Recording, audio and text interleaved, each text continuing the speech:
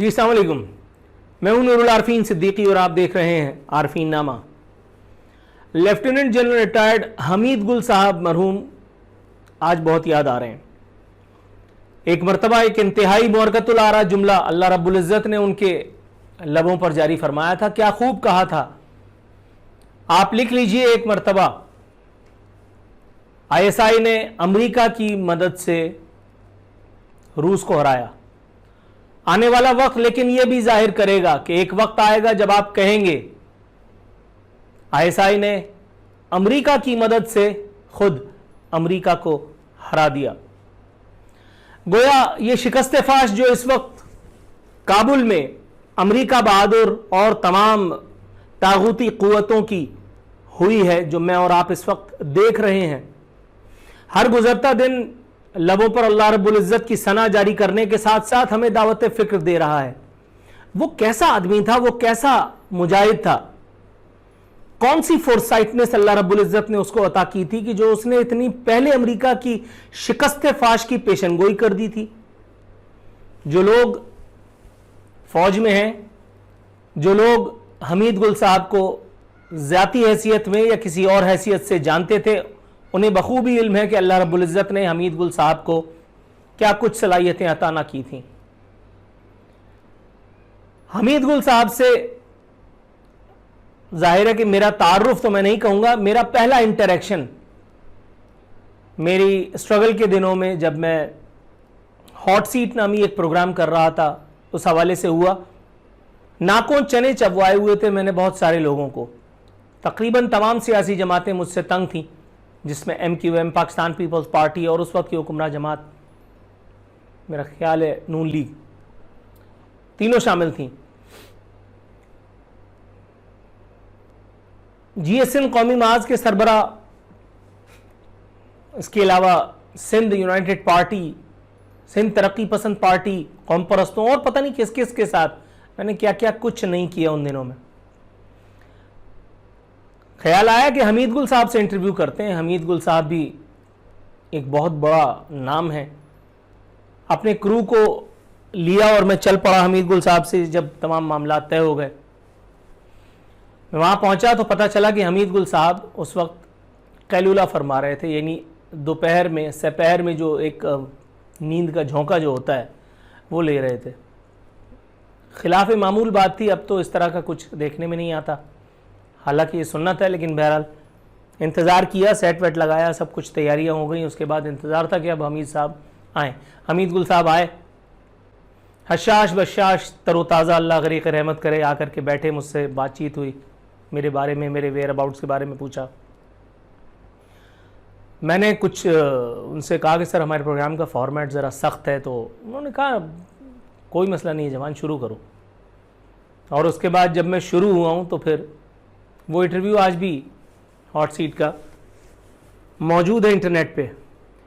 मैंने उसमें ऐसे ऐसे सवालात हमीद गुल साहब से पूछे जिस पे मेरे अपने अंदाजे के मुताबिक हमीद गुल साहब को मुश्तइल हो जाना चाहिए था, लेकिन मैं कहता हूँ क्या पेशेंस था उस शख्स का, अल्लाह गरीक़ रहमत करे। वो एक आदमी जिसने अमेरिका बहादुर के साथ या ख़ुद अमेरिका को उसकी शिकस्त फाश की पेशन गोई की थी, जिसने रशिया को अपने घुटनों पर झुकने के लिए मजबूर किया, जिसे खुद अमेरिका को आर्मी चीफ बनाने से रोकना पड़ा, बनने से रोकने के लिए अपना किरदार अदा करना पड़ा, और उसके बाद फिर खुफिया हाथ हरकत में आया। फिर हमीद गुल साहब जो हैं वो DG ISI से ही फिर वो रिटायर हो गए। बहुत सारी बातें, मुझ जैसा तिफल मकतब कहाँ हमीद गुल साहब को मुश्तइल कर पाता। हाँ, ये ज़रूर था कि वो जज्बात में कई बार आए। सलाला हमले के हवाले से जो सवाल मैंने उनसे पूछा था वो इंतहाई सख्त सवाल था, मुझे इसका इदराक भी था, लेकिन उस प्रोग्राम का फॉर्मेट ऐसा था कि मुझे वो सवाल तो पूछना ही था। और फिर मुझे ये भी आज़ादी थी कि मैं एक काणे चैनल में काणे लोगों के दरमियान काम कर रहा था। कोई रोक टोक नहीं थी, कोई पूछने वाला नहीं था, किसी को कुछ दरकार नहीं था, सबको सिर्फ शाम में प्रोग्राम चाहिए होता था, तो उसमें आप जो कुछ भी करें। तो मैं उसमें ये गोल खिला के आ गया। सलाला हमले के हवाले से भी जो जवाब उन्होंने दिया वो आप देख सकते हैं। एडिट नहीं हुआ। उस प्रोग्राम को एडिट होने से बचाने के लिए जितनी जद्दोजहद मुझे करनी पड़ी, इतनी मेहनत मुझे प्रोग्राम के कंटेंट पर या हमीद गुल साहब से इंटरव्यू करते हुए इतनी दिक्कत का सामना मुझे नहीं हुआ। मैं आज भी सोचता हूं, एक तस्वीर हमीद गुल साहब की मुझे अच्छी तरह याद है, मैंने काफ़ी सारे लोगों से शेयर की, किसी ने मुझसे शेयर की, पुरानी याद थी तो मैंने वो शेयर की। उसमें हमीद गुल साहब ज़मीन पे लेटे हुए और छड़ी उनके सीने पर है, वो जो आर्मी अफसरान वाली होती है, और ज़मीन से दीवार से टेक लगाए और वो मुस्कुराते हुए किसी से शायद कुछ बात कर रहे हैं, किसी ने तस्वीर खींच ली। तो मैंने किसी को जब वो तस्वीर भेजी, उसके नीचे मैंने लिखा कि जिस फ़ौज के जर्नल हमीद गुल जैसे हों, उसके सामने रशिया कैसे टिक सकता था। शायद ये एक जज्बाती स्टेटमेंट हो बहुत सारे लोगों के लिए, लेकिन क्या तालिबान की विक्ट्री ओवर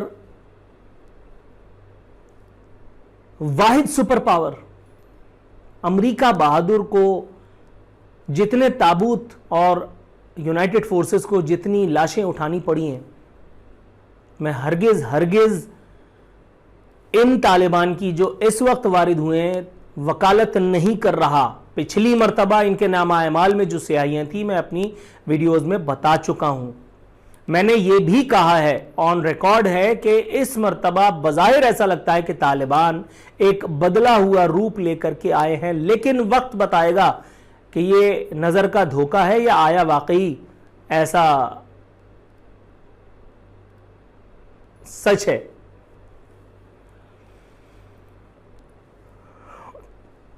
तालिबान, अफगान तालिबान के सबसे बड़े वकील एक बुनियाद परस्त, एक इस्लामिस्ट, दानिश्वर, इंटेलेक्चुअल, माहिर अस्करी उमूर के तौर पर जनरल रिटायर्ड हमीद गुल साहब को देखा जाता था, और उन्होंने इस बात पे कभी शर्म भी महसूस नहीं की। बीबीसी का प्रोग्राम हो, अल जजीरा का प्रोग्राम हो, या किसी पाकिस्तानी न्यूज चैनल्स का, इंडिया के किसी टीवी की, किसी प्रोडक्शन टीम की, किसी करंट अफेयर एंकर की मरम्मत करनी हो, या किसी मकामी अफलातून को मजा चखाना हो, हमीद गुल साहब अकेले ही काफी हुआ करते थे। बहुत, जिसको कहते हैं ना हमारी जुबान में, तक्कड़ करना पड़ता था हमीद गुल साहब से इंटरव्यू करने के लिए। एक मरतबा मेरी उनसे किसी खास प्रोजेक्ट के हवाले से बात हुई, मैंने उन्हें टेलीफोन किया बस से उतर के, और उन्हें मैंने बताया, मैंने कहा सर मैं इस प्रोजेक्ट पे काम कर रहा हूँ इस तरह से। तो शोर काफ़ी था। उन्होंने कहा जवान थोड़ी देर के बाद कहीं साइड पे हो के घर पहुँच के मुझे कॉल करना। मैंने वैसे ही किया। जब उनसे गुफ्तगू हुई, मैंने उनके सामने पूरा मुद्दा रखा, उन्होंने साफ इनकार कर दिया। मैं जानता था कि उनके इनकार को इकरार में बदलना मुझ जैसे तिफले मकतब आदमी के बस में तो हरगिज़ नहीं है। मैंने लिटरली उनसे इस्तदा की, उनसे गुजारिश की, रिक्वेस्ट की। मैंने कहा सर ये आपकी बहुत बड़ी इनायत होगी अगर आप मुझे इस काम में फेवर कर दें, और आप जानते हैं कि ये काम मैं अपने लिए नहीं कर रहा। काम की नौयत बताना यहाँ ज़रूरी नहीं। उन्होंने कहा जवान, मुझे उनका जुमला आज भी याद है, अल्हम्दुलिल्लाह सुम्मा अल्हम्दुलिल्लाह, मेरे लिए किसी एजाज़ से कम नहीं। उन्होंने कहा जवान मैं जानता हूँ तुम एक पैट्रियट हो, मुहिब वतन पाकिस्तानी हो, लेकिन यकीन रखो कि मैं तुमसे कम हरगिज़ मुहिब वतन नहीं हूँ। मैं शर्मिंदा हो गया। मैंने कहा सर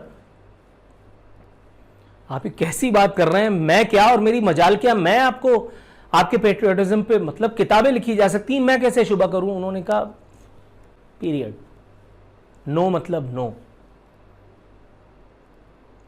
हमीद गुल साहब जैसा उलुल अज़्म मुजाहिद, इसमें कोई शक नहीं मुझे ये बात कहने में, और ये मेरे लिए किसी मैं मुबालगा नहीं करता, मुझे इसमें कोई दो राय नहीं कि अगर हमीद गुल साहब आर्मी चीफ पाकिस्तान के बन गए होते तो आज पाकिस्तान की ये हालत ना होती, इस राह पर हम ना होते। वो जो इंटरवेंशंस जिनका शिकवा ये सो कॉल्ड जमहूरिये दिहाड़िये करते रहते हैं, वो हुई हैं, गलत थी, ठीक है, लेकिन इसके अलावा आपने चॉइस क्या छोड़ी है। आप खुद ही जाते थे गेट नंबर 5 पे जाकर के अपनी पगड़ी रख करके, दस्तार रख करके, और नाक रगड़ते थे, और उसके बाद फिर ये इंटरवेंशन होती थी। जो करवाता था वो खुश हो जाता था क्योंकि इंटरवेंशन से किसी को फारिग कर दिया जाता था, लेकिन जो फारिग होता था वो सीना पीटता था, जैसे कि आज तक हो रहा है। आज भी अगर आप देखें तो यही सब कुछ है। इमरान खान को बोतल क्यों दे दी दूध की, सिराजुल हक साहब ऑन एयर कह चुके। फजलुर रहमान जो हैं वो जो कोशिश कर रहे हैं, नून लीग जो कोशिश कर रही है, पीपल्स पार्टी जो कोशिश कर रही है, वो भी सबको पता है कि वो जमहूरियत की बहाली की है या अपनी रोज़ी रोटी की, अपनी जो मामलात हैं उसकी दुरुस्तगी के।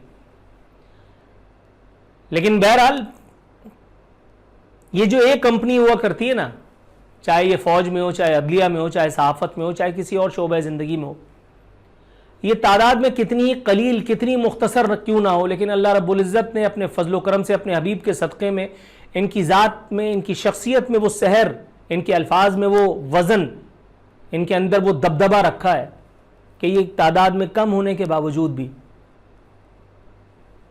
भारी पड़ते हैं और इनकी निगाहें वो सब कुछ देख पाती हैं जो मैं और आप शायद खुली आंखों से, नेकेड आई से नहीं देख पाते।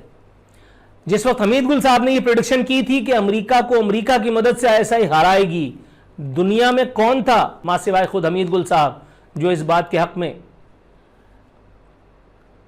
खड़ा हो सकता। सलाम तहसीन है, सलाम तहसीन है ऐसे मर्द मुजाहिद पर, अल्लाह ताला उनकी कब्र को नूर से भर दे, परवरदिगार उनकी दरजात को बुलंद फरमाए। और परवरदिगार आलम ये जो एक तब्दीली हमारे इस खत्ते में अंगड़ाई ले रही है, परवरदिगार इस खत्ते को अमन का गहवारा बनाए। अल्लाह ताला ये जो भारत के मुंह पे डीजल मलाए, ये जो मोदी और अजीत दोवाल के मुंह पर कालिक मलिए, अल्लाह ताला इसे पूरे इंडियन मीडिया के मुंह पर भी मल दे। वो जो पिछले 3 दिनों से इंडियन जो सब्सक्राइबर्स हैं जो लान तान और गाली गुफ्तार का सिलसिला जारी रखे मैं उनसे इल्तिमास करता हूं कि भाई आप लोग फिर शुरू हो जाइए, मैंने तो अपना काम कर दिया, अब आपकी बारी है। अल्लाह ताला इस तब्दीली को पाकिस्तान और पाकिस्तानियों के हक में बेहतरीन साबित फरमाए। फी अमानिल्लाह।